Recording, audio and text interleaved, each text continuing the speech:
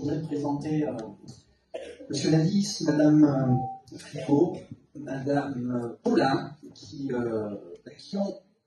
ont fait pas mal de choses avec des choses assez surprenantes avec les cartes dont ils disposaient au départ. On va peut-être commencer par vous. Vous n'aviez peut-être pas une très très belle main à 18 ans. Bonjour tout le monde. Donc la Ladis, alors effectivement, pour reprendre les propos, on va dire que j'avais pas forcément une bonne main.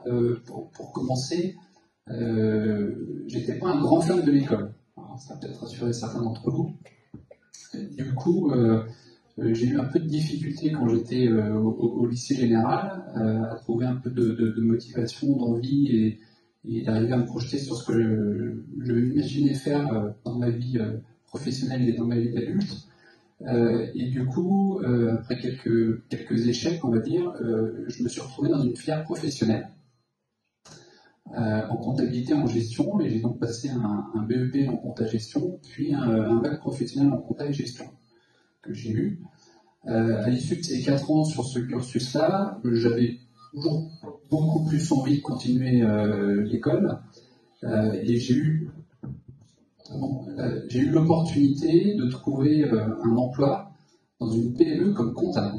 Voilà. Donc c'était pas forcément le métier auquel peut-être je me destinais ou je m'étais imaginé, mais en tout cas c'est celui qui m'a permis de rentrer dans la vie active. J'ai fait ce métier pendant à peu près 7 ans.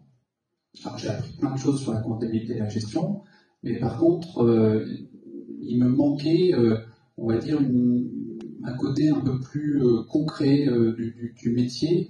Et je trouvais que derrière un PC faire l'administratif, c'était sympa, mais c'était pas forcément quelque chose de très dynamique et je m'imaginais pas faire ça toute ma vie. En 2004, quand les fondateurs de la PME dans laquelle je travaillais ont décidé de prendre leur retraite et de vendre leur entreprise, on a été racheté par un groupe. Donc un groupe dont l'activité était la collecte et la valorisation des déchets ménagers et des déchets industriels, donc notamment ce que vous mettez dans votre poubelle jaune si vous en avez une chez vous. J'ai rencontré le directeur de l'agence qui nous intégrait dans son périmètre et je lui ai fait part de mon souhait de faire autre chose. Voilà, d'abandonner la compta, de faire autre chose et d'aller sur ce qu'on appelait encore les métiers opérationnels. Donc de travailler au contact des clients, des collaborateurs, de la technique, de la gestion du site. Donc il m'a fait confiance, il m'a permis de démarrer cette nouvelle voie. Donc j'ai eu la chance d'avoir plein de formations parce que je ne connaissais pas du tout le métier, même si le métier que faisait envie, je ne le connaissais pas. Donc j'ai été formé, j'ai appris avec mon patron, avec mes collègues, les fonctions support et les fonctions métier. Et j'ai évolué petit à petit sur ce métier de manager opérationnel pendant plusieurs années, jusqu'en 2013. Où j'étais arrivé à un poste de chef de centre, donc j'avais à peu près une centaine de collaborateurs en responsabilité et plusieurs clients privés et publics sur plusieurs départements autour de Lyon notamment. En 2013, j'ai changé d'entreprise suite à une réorganisation. Parce que, si vous intégrez les grands groupes, vous verrez qu'on se réorganise souvent dans les grands groupes. J'ai cherché du travail et j'ai trouvé une annonce un peu atypique qui a attiré ma curiosité. C'était chez Sodexo, mais pas Sodexo Restauration, parce que vous connaissez peut-être tous Sodexo à travers la restauration de la cantine scolaire. Et en fait, c'était sur des métiers du multiservice. Donc, la maintenance technique, l'entretien des espaces verts, la propreté. Alors, ça n'a rien d'atypique peut-être en soi. Par contre, c'était le lieu où on opérait ces métiers-là, puisqu'en fait, c'était en prison. Donc, moi, je suis rentré travailler en prison pour le groupe Sodexo.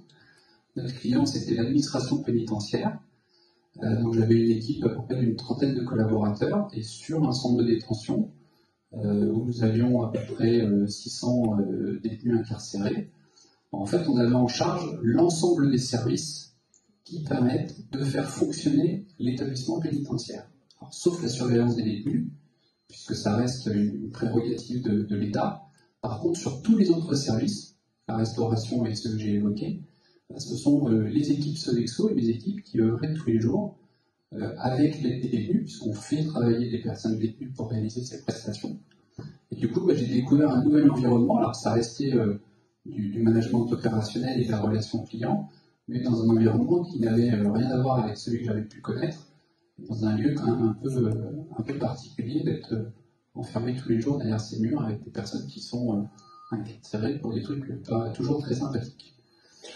Donc j'ai fait ça jusqu'en 2018, j'ai évolué sur ce poste de directeur de site, puis après sur le poste de directeur régional, donc j'avais plusieurs sites à m'occuper sur la région, notamment Rhône-Alpes, l'Occitanie et l'île de la Réunion, qui était plutôt un déplacement assez agréable à faire, parce qu'on avait aussi des activités sur l'île de la Réunion. Et il y a quelques mois, j'ai rejoint un autre segment du groupe Sodexo, donc une autre entité. Et aujourd'hui, je m'occupe de la restauration sur les écoles et les universités. Voilà. Donc tout ça pour dire qu'effectivement, en partant pas forcément du bon pied au niveau de ma scolarité, j'ai réussi finalement à faire quelque chose qui me plaît aujourd'hui, c'est quand même assez important, avec une dimension client, management d'équipe et technique qui fait que voilà, j'ai un travail que je trouve assez dynamique et passionnant tous les jours.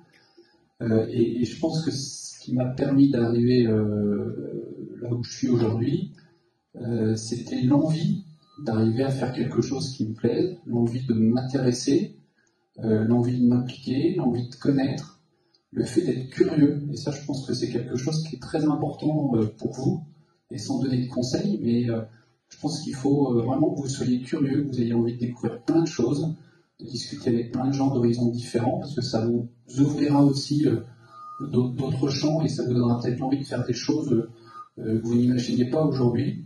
Et je pense que quand on est curieux et quand on a envie, même si on n'a pas suivi le parcours scolaire qu'on avait prévu au début, on arrive quand même à rebondir et à trouver sa voie.